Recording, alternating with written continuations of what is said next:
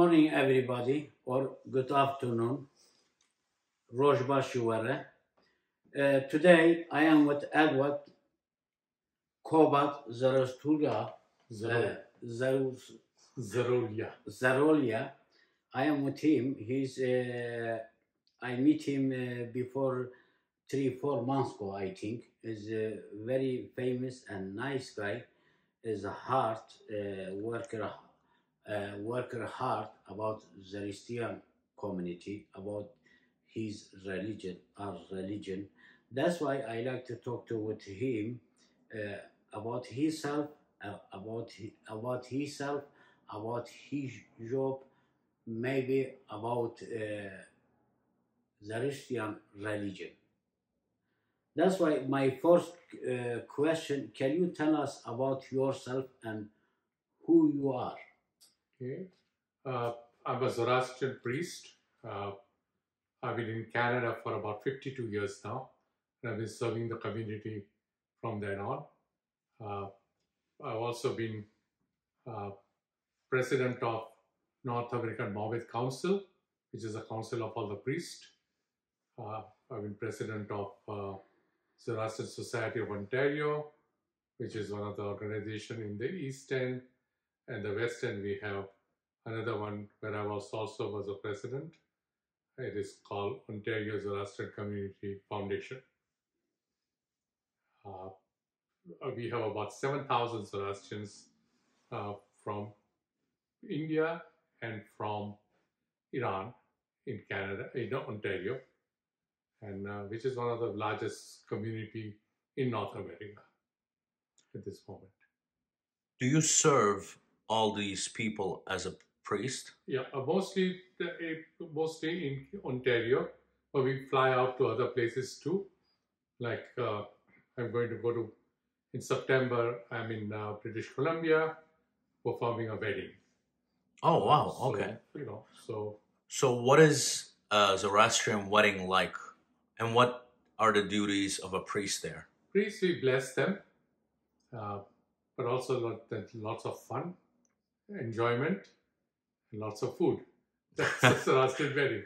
Food is always a must for every Zoroastrian wedding. See, there are two types of weddings. There are two types of Zoroastrians in Canada. One is Iranian. So they have a slightly different prayers, different ways of doing things. And we are Parsis, which we are from India. We have migrated to India when we were massacred by Muslims in about 1400 years back. So we came to India by boat loads, and we started our life there. Could you tell us a little bit about that massacre? Yeah, it happened when the genocide happened in Iran. The Faras state was the southernmost state, which is near the water. Kerman state is on the northern side of it. The people from Kerman walked out to Europe, and that's how you have Aryans in Germany. Germany word came from word Kermani. Kermani became Germani, and Germani, that's how German word came in.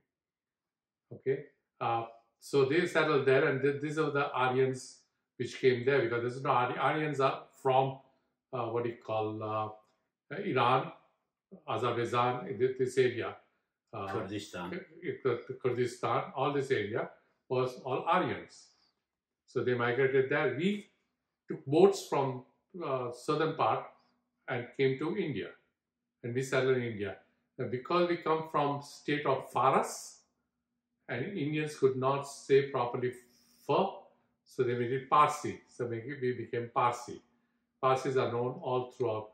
We are not a big community in India. We are only about 60,000 people in India, but we are very much in businesses and things like that. If you may have heard the names like Tata Motors and Tata. This is a Zoroastrian, Godrej, Wadias. They're big industrialists in India.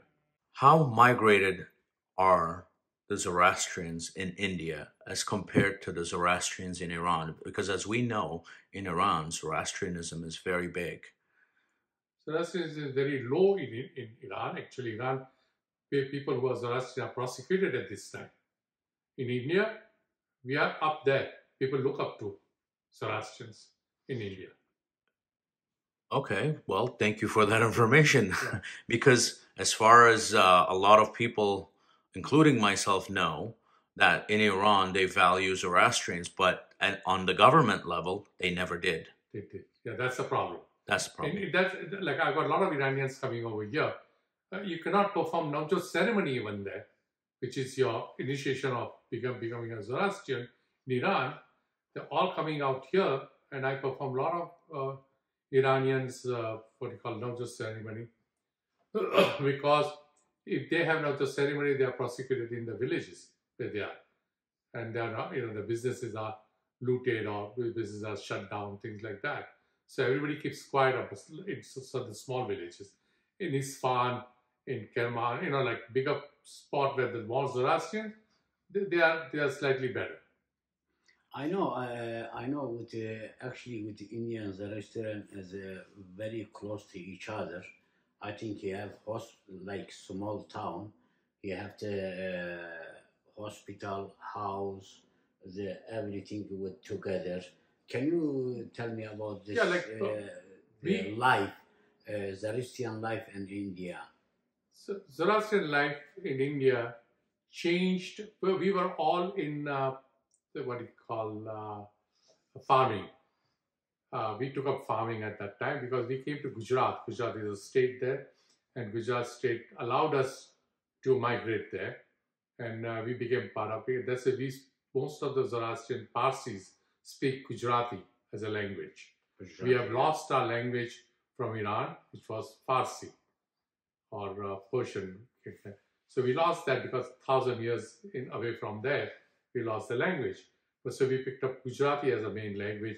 So if you hear Parsis talking, they're talking in Gujarati. If you hear Iranians talking, they're talking in Farsi.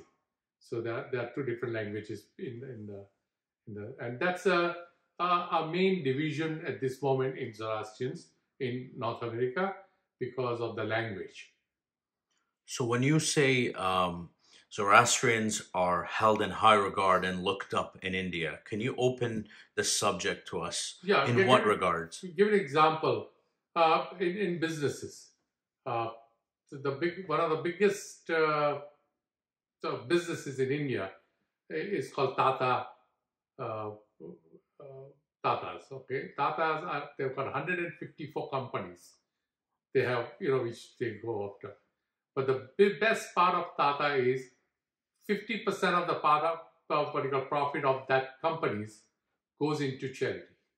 Wow. And that's amazing. So Tata family himself, they are not very rich, like very rich, but they're well off, but they're not rich. But most of the thing is used for charity.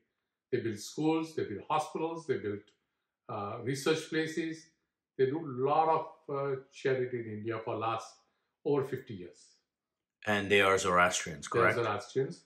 Then there are other Vadiyas is another big, what do you call, company there in India. Boyce is another company there. They're all in businesses, lot of Zoroastrian. But when from farmers, we migrated to Bombay after Britishers came.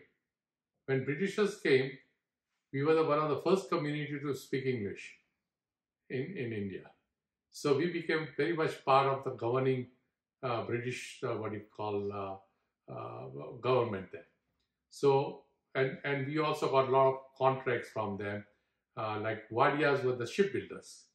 They built a lot of ships for in Bombay. So most of the Parsis now come into Bombay city, and Bombay city became their home for last 100 or 150 years, you can say, or more. So Zoroastrians were held in high regard even in government. Government, banking, businesses, as a human being, as a good human being, they all looked up to them. The Parsis have one good thing about them. they always are funny. They laugh at themselves. They're jovial. So people like that. If you one Zoroastrian people married with another religion, doesn't matter Muslim or Christian, woman or man, as kids, if you like be Zoroastrian, can be or not. Okay, in India, as I told you, actually in India about 300, 400 years back when the Mughals started coming into India, Yeah. and they started desecrating the place of worship. Mm-hmm. So we became inwardly people, so we would not allow anybody to come into our fire temples. Mm-hmm. Only Parsi can go in there. Mm-hmm. When a Parsi gets married in India, it's a different thing than in North America. Outside the community, in India, they're not accepted. India not accepted. India. But in Canada, they're very much accepted. They become part of the community. So it's... But this is... now, this is have something... go to something wrong. Now, Zoroastrian open for every word, every people, every humanity. Yeah, but when because you say good talk, good Yeah. thing, and the other one, good thoughts, good words, good deeds. good deals. Now is this one make it some the connection go out with the other people. Just you go to small and small community. Because of the problem was created when India was invaded by Muslims from all over, and they used to desecrate the places of worship. Mhm. So Hindus also started doing the same thing. Certain parts of Hindu temples nobody could enter. Mhm. So people had to protect their religion, protect their properties, and because it happened for 500 years, it becomes a practice. Once it becomes a practice, it's very difficult to change it. So it will take time. In India also, it will change. It will change slowly. Like a lot of families have intermarried couples in their midst. They become only part they cannot do at this moment in India is to go to the temples. They can, but the children's what you call Nauchot is done. Then some will allow, some will not allow. Okay? Some allow, some So in Pune there's a special fire temple built, which allows everybody to go. So I want to ask a very subjective question it will be more of a personal answer. Sure. That's what I would like, because this is very subjective to anyone. In India, there are a lot of religions, a lot of different worships or temples. How does this affect Zoroastrians in maintaining their status, in having their people stay true to the course of Zoroastrianism? Okay, Zoroastrians do not convert by force. Like, they tried. All Iranian, a lot of them were converted by force in Iran at that time, and that's still being done. In India, because of freedom of religion, Hindus are very accommodating people. So Hindus gave us freedom of religion. So nobody converted us when we came. So you become Hindus, thing like that. So we were we could flourish as a religion, and we still flourish as a religion. Only thing, our numbers are low. But when there are so many options and choices, how does this affect? It's because we are a very close-knit community, if you can say. One thing good our forefathers did, were very rich. They built what they call colonies in Bombay. So Bombay has got at least about 14 or 15 colonies where people stay together. So all Zoroastrians stay in that colony. So you might have 3,000, 4,000, 5,000 people staying in the same colony compound. So they all know each other. They all learn from each other. So they're part of a community. And being that way, it's easier for people to flourish. in their own religion. How do you become a Zoroastrian priest? And what are the duties of a Zoroastrian priest? What are the steps to becoming one? Okay, the world first, the full societies in olden days in Iran and in India also were divided into four. One was farmers, one was tradespeople, one was the priest, and the other one was what they called uh, the army and the king and the queen. So when the community was divided, everybody had their own job to do for the community. So a guy who was a farmer, his son will become a farmer most of the in olden days because he learns from his father. A tradesman will teach his son to be the tradesman. And same thing in priesthood also, a family of priests, the children, the sons will become priests and they will learn from their father. That's how we learn. We have ceremonies to go through. We have to learn the prayers. Once you become a priest, you have a chance you can continue becoming something else, doctor, engineer, whatever you want to become. But you always have the status to serve the community whenever you want to. And this is what we have done here. We have, we don't make money serving the community. Being a priest, we all had other businesses or jobs or things like that.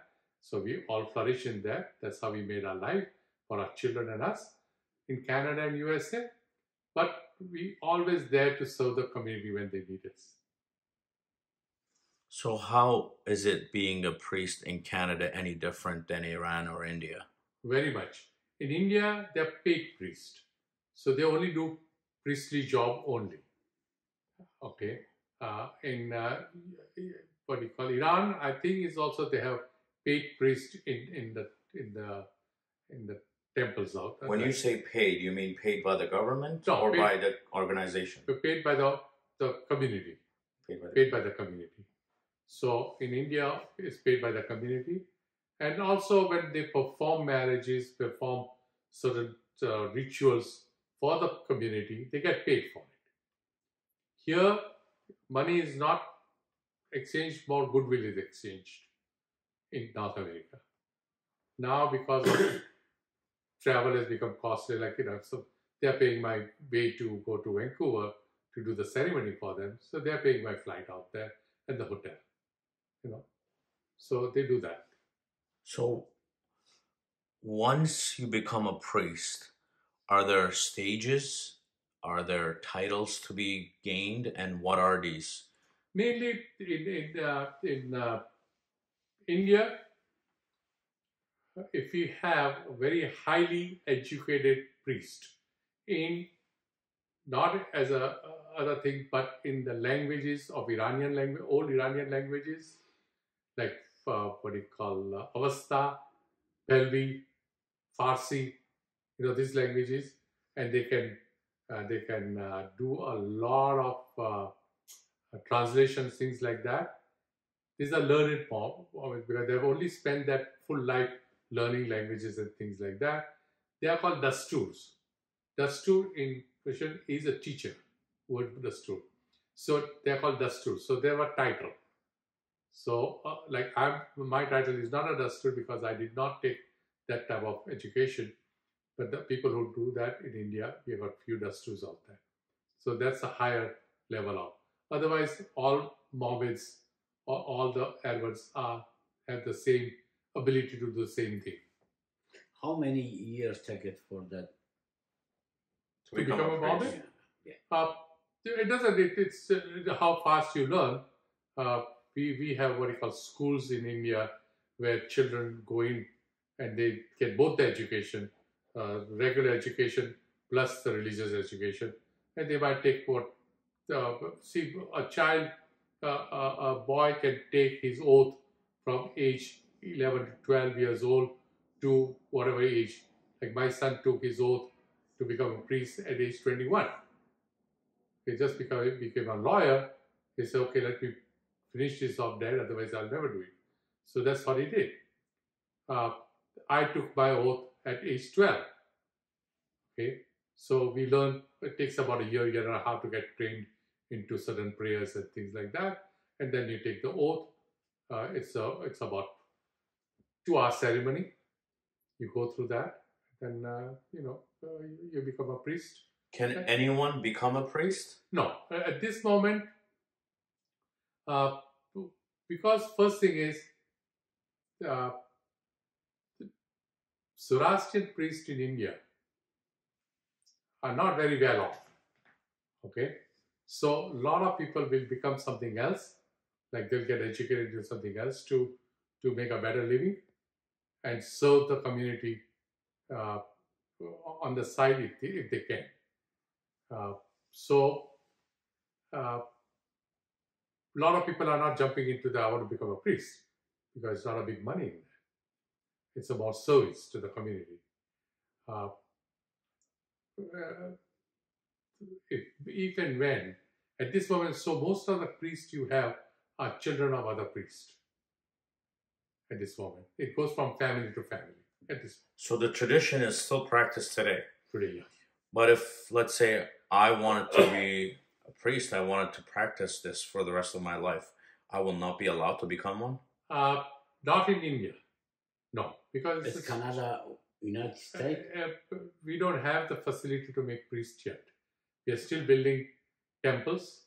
We have one temple built in California. So it's a smaller one. They don't have the facility to make a priest there. We have another bigger one built in, it's finished in Houston, and in Toronto, in Mississauga actually. We have planned one which will become a very big temple. All the one in Mississauga? Mississauga. It's on 9th Line and Burnham-Thorpe. And will that place be able to raise priests? Yeah. And can anyone become one? Then priesthood over here, the community over here will decide if they want it. Okay. Because when you think about the Zoroastrian religion, it's very welcoming, very open to teachings. Correct. So, but on the contrary, we have years and years of the same tradition, even in 2022. And I'm just wondering if this will ever change. But because of the tradition, we kept our prayers. Don't forget, when Alexander invaded Iran, he burnt our library. And because our prayers are written... Alexander the Great? Yeah, he was not a great. He burnt and destroyed a lot of stuff in Iran. Because of our tradition, from father to son, our prayers are kept alive for last 3,500 years. This is amazing, but at the same time... Because we didn't have books. It was father to son. All the prayers are taught from father to son. And because of that tradition, it kept them alive. Now we have books and anybody can read and anybody can memorize it and anybody can do that. In older days, they didn't. And because of that attitude and that tradition, our religion survived.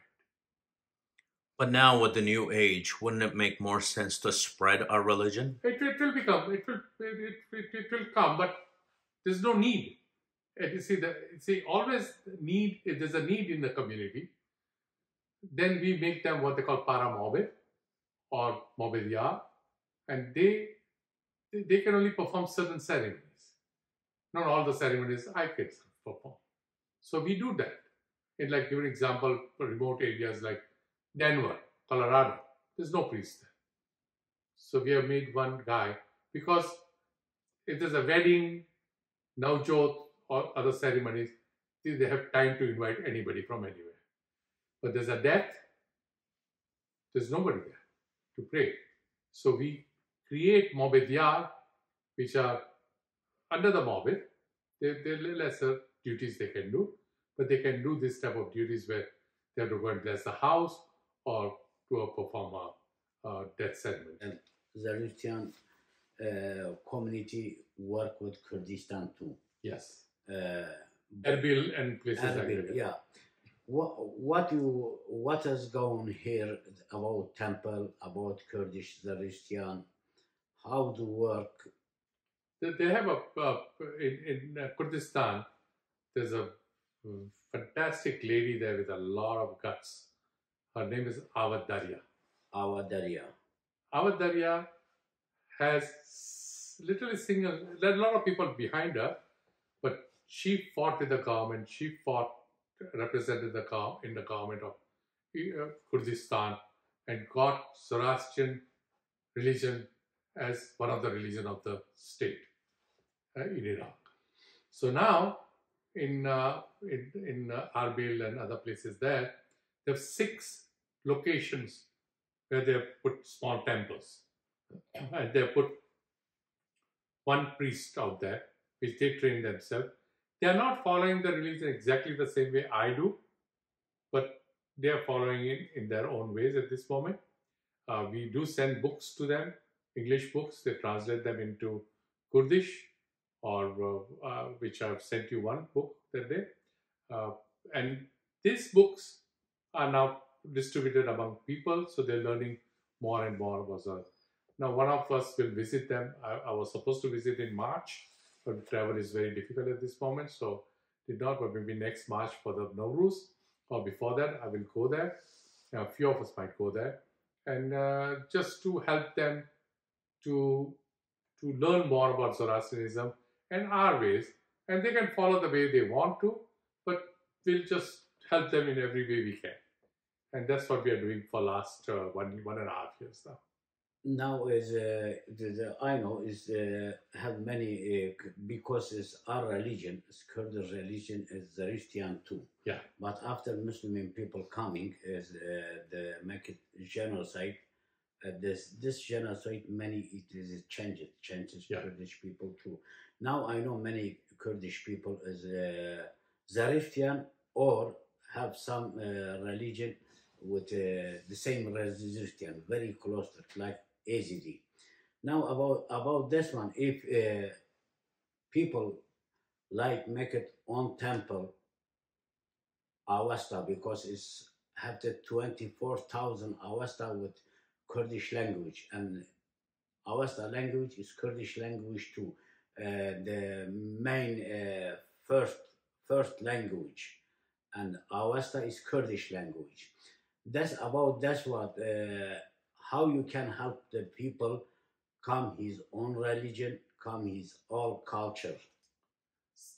So what we are doing is, first thing we are done with them is give them books of our religion, which they're converted. See, our religion has got Gatha. Gatha is the word of Zarthos himself. He wrote that. And that's, if you take the 5 Gathas and read them, it's a way of life, how you live your life. Exactly. How you take care of everything in life, from earth to water to animals to anything. So these are the teachings of Zarthos. Then, because a religion always has prayers and all, so prayers were made and all that after he died, and these things happened. Kurdistan at this moment, Kurds, they have a big advantage because their own language is very close to Avesta. So if I give them a book in Avesta also, they might be able to read it now. But we have given them, because they also speak a lot of English now, or Kurdish and other Arabic and things like that. So the books are being sent out there in English. The people translating them into other languages, and they're publishing it there for the people. Only like a person like me going in there is I only can speak English, not Kurdish. Because if I can't speak Kurdish, I can't, gel with people. But that will come slowly. We might learn, one of us might learn the language slightly. And like Iranians can learn that better because the Farsi and they understand each other easier than us from English. So we'll have one of the Iranians priest coming with us there. So he could be more gelling with the local people who can talk to them in their own language. So things will happen, but it takes time. Kurdistan is what they have come into Zoroastrianism for last less than 4 years or 3 years. Okay, so now it's becoming a big thing there. People are openly coming back to Zoroastrianism, and that's good. You think you like go to Kurdistan, visit Kurdistan, what actually is Erbil and open Zoroastrian temple is there, first Zoroastrian temple. Yeah, that's the 6 of them. Last part I was told there are 6 temples in Kurdistan. One they have also opened in Syria. And but it's not a temple, it's more like a place for people to meet. So they also went into, there's an old fire temple in the mountains there somewhere. It's in one of the caves. So for this march, a lot of them went there and they said prayers there. So it is becoming a thing. In North America, we accept them with open arms. Iran, I don't know, I've not spoken to Iranians there because they are also afraid of backlash from Muslims again in Iran. So they cannot openly maybe, accommodate those people. But it will slowly come about. And we are very happy that it's coming about because I wish Iran could do the same thing because there will be thousands of them coming into the region, back to the religion. But we hope. We always hope. Thank you very much, Mr. Ervad Kobad.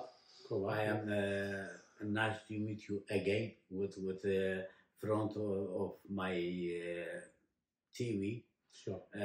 I like every time, every month, make it a different interview with us religion, because most people like learning about Zoroastrian. This is very important thing is for Kurdish people, actually for every humanity, because everything have the different religion, but every people can use it, his religion with his life. Thank you so much for everybody for watch us. Thank you so much for Mr. Ervad. You're welcome. See you another time. Sure. We'll meet again. We'll have more information, whatever information you want or teachings you want. We are open to give you everything, on YouTube or whatever it is. Or we can go and meet people when you guys meet. You can come and meet people, and that will, give us also insight of how people want it, and we can give them more and more information. Baname yazad, bakshayande, bakshayazkare, meherban, rajistiyao, chistiyao, mazadatiao, ashoniao, teniao, wanguyao, mazdayashnoish, din berasta, vadarasta, palkalak pirasta, din has, kejatos, abadehas, dine zatos, dade zatos, tribaban, ashone Hashem vaho, vaisemasti, ustasti, ustahamai, yadashai, vahistai Hashem. This is the oath you take when you become a Zoroastrian, to look after the Zoroastrian religion and make it progressive religion. We always use ustate. Ustate means happiness to you. Thank you very much, sir. Thank you. Happiness to all. Happiness to all. Happiness to all.